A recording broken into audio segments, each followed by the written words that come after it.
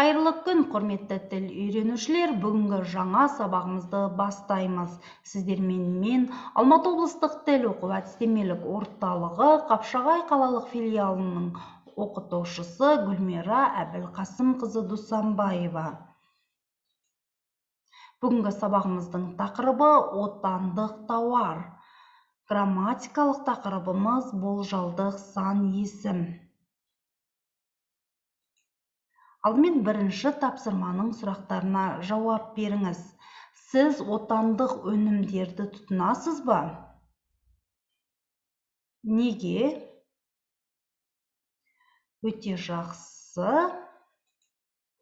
Екінші тапсырма, отандық өндірушілерді табыңыз.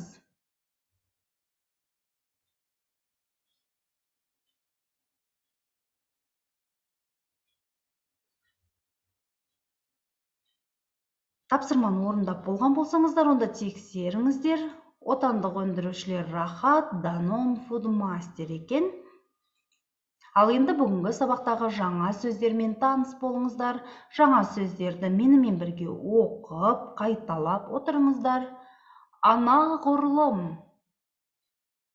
ауыз суы, басымдық беру, едәуір, жауапкершілігі шектеулі серіктестігі, тауар, отандық, сапа, арзан, қымбат, өндіріс, экспорт, импорт. Берілген сөздерді міндетті түрде жаттап алуды ұмытпаңыздар. Үшінші тапсырма, жаңа сөздерді қолданып, сөйлемдерді толықтырып жазыңыз.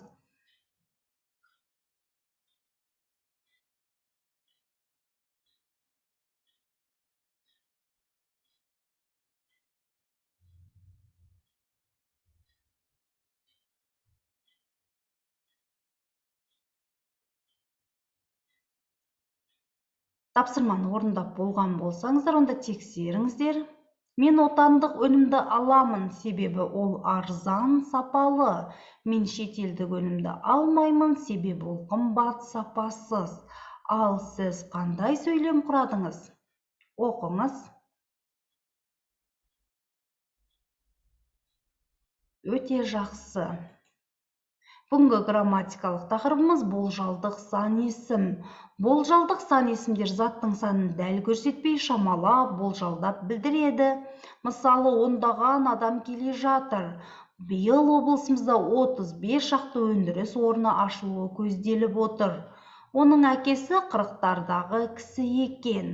Болжалдық сан есімдердің жасалуына назар аударыңыз. Жалғаулармен жасалады. Бірінші көптік жалғаумен, мысалы, сағат 6-лар болды. Екінші көптік және септік жалғаулармен, мен сағат 6-ларда келемін. Сондай-ақ болжалдық сан есім жұрнақтармен жасалады.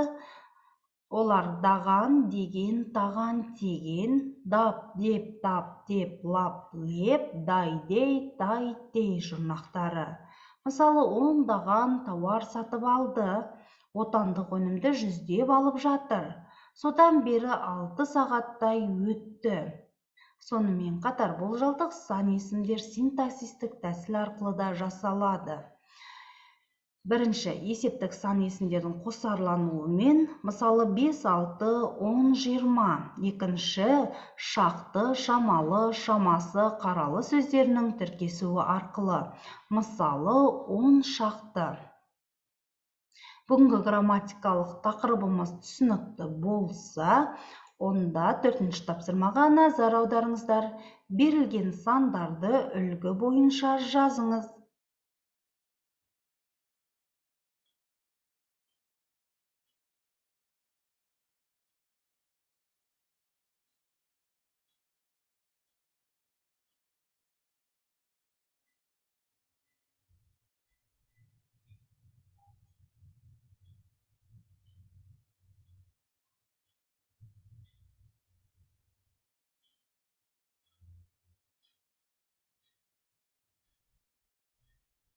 Тапсырманы орындап болған болсаңыздар, онда тексеріңіздер.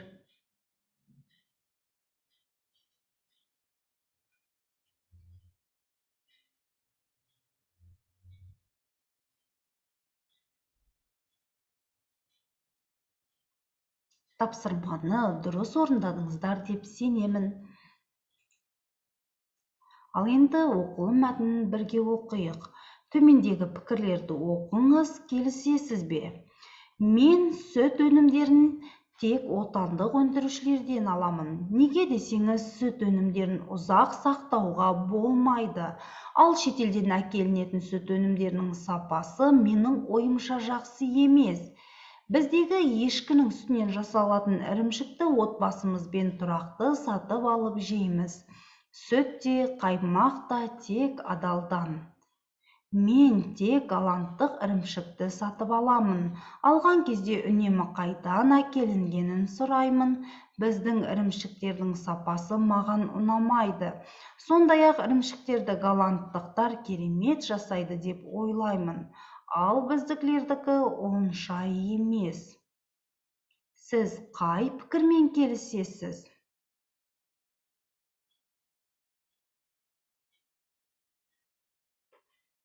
Өте жақсы. Ал енді сөйлесім тапсырмасы. Мына отандық өндірушінің өнімдері туралы әңгімелеңіз. Олар не өндіреді? Олардың сапасы қандай?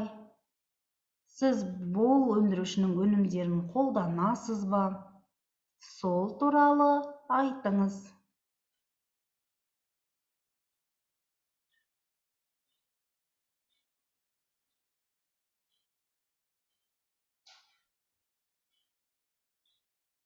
Өте жақсы.